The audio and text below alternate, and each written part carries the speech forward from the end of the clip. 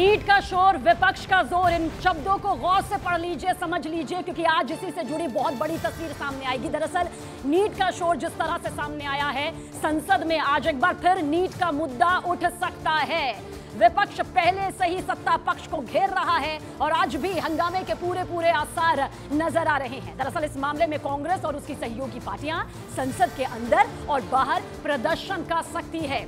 पिछले हफ्ते भी नीट के मुद्दे पर संसद में जोरदार हंगामा हुआ था, बवाल भरी तस्वीर सामने आई थी। विपक्ष का सीधे आरोप है कि नीट में गड़बड़ी के तार बीजेपी शासित राज्यों से जुड़े हुए हैं और उसकी जवाबदेही यहां पर बनती है। मांग दरअसल ये है कि इस पर संसद में चर्चा हो और शिक्षा मंत्री अपना इस्तीफा दें। और देखिए, विपक्ष लगातार इस मामले में सरकार को घेर कर तंज कस रहा है। आपको सुनवाते हैं कांग्रेस नेता जयराम रमेश और समाजवादी पार्टी के नेता अखिलेश यादव ने इस बाबत क्या कुछ कहा। हमारी मांग रखेंगे।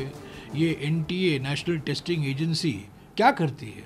सभी निजी कंपनियों द्वारा टेस्ट कराती है। इसमें ही घोटाले कहाँ से निकले हैं? बिहार, गुजरात, मध्य प्रदेश, यहीं से तो निकले हैं। ये तो बीजेपी शासित देश है।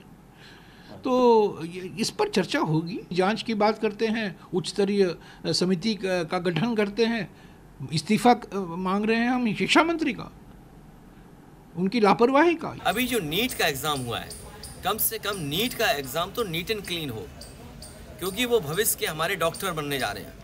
भविष्य में हमारा स्वास्थ्य कैसे बेहतर रहेगा, उसकी जिम्मेदारी उनके कंधे पर होगी। ये बीजेपी के लोग अभी से नहीं, इनका पुराना इतिहास उठा करके देख लो। ये जितने भी एग्जाम होते हैं, सबसे ज़्यादा खिलवाड़ ये करते हैं। खिलवाड़ खुद करते हैं, उंगली दूसरों पे उठाते हैं।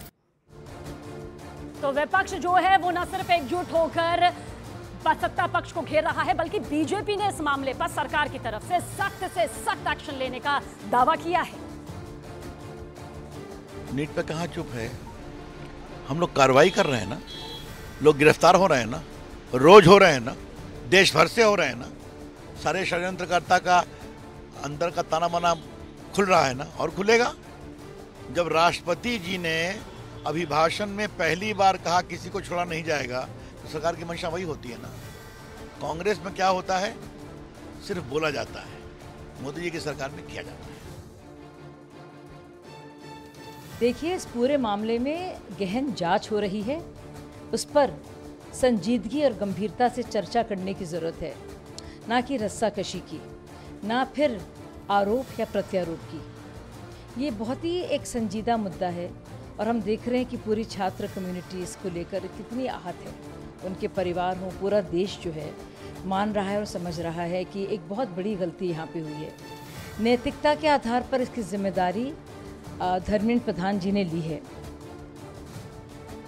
और आज क्या कुछ पूरी तस्वीर संसद से निकलकर सामने आएगी, किस तरह का हंगामा दिखाई देगा, विपक्ष किस रणनीति के साथ आज तस्वीर यहां पर पूरे देश के सामने रखेगा। दो सहयोगी इस वक्त हमारे साथ मौजूद हैं, अरुण सिंह हमारे साथ हैं और साथ ही यतेंद्र शर्मा भी हमारे साथ मौजूद है। अरुण, सबसे पहले आपकी तरफ रुख करेंगे क्योंकि नजर विपक्ष पर टिकी हुई है। किस रणनीति के साथ आज संसद में हंगामेदार तस्वीर नजर आ सकती है?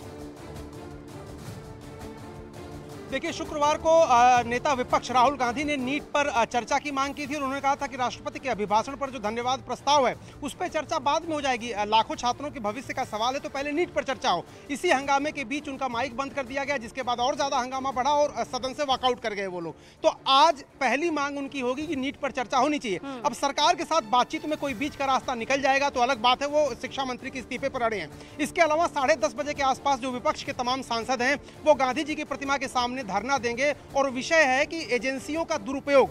विपक्ष आरोप लगा रहा है, जैसे अरविंद केजरीवाल का उदाहरण देकर आम आदमी पार्टी कह रही है कि कभी उनको ईडी गिरफ्तार करती है, कभी सीबीआई गिरफ्तार कर लेती है। हेमंत सोरेन की बात है, तमाम तरह के, राहुल गांधी की बात है कि उनसे ईडी पूछताछ करती है। तो एजेंसियों के दुरुपयोग के मुद्दे पर भी वो लोग 10:30 बजे धरना प्रदर्शन करने वाले हैं। और तीसरी बात है कि इंडिया गठबंधन के फ्लोर लीडर्स की बैठक होने वाली है, उसमें ही तय होगा कि दोनों सदन सुचारू रूप से चलेंगे, क्योंकि राहुल गांधी को भी बोलना है लोकसभा में, प्रधानमंत्री को कल जवाब देना है लोकसभा में और परसों देना है जवाब राज्यसभा में। तो एक विपक्ष जो है वो रणनीति के तहत यकीनन आज नजर आने वाला है। नीट वाला चक्रव्यूह सरकार के खिलाफ जो होगा उसकी जो भी तस्वीर बनेगी वो पहुंचाएंगे। यतेंद्र भी हमारे साथ में मौजूद है। यतेंद्र, कौन कौन से वो मुद्दे खास तौर पर नजर आते हैं जो विपक्ष सत्ता पक्ष को घेरेगा, और सत्ता पक्ष की क्या रणनीति आपको नजर आती है? क्योंकि संसद का मॉनसून सत्र जहां पर पारा हाई है, भले ही मौसम के मिजाज का जो मॉनसून है उसने तपिश कम की है, लेकिन इसकी तपिश सियासी तौर पर कितना बवाल मचाती नजर आएगी?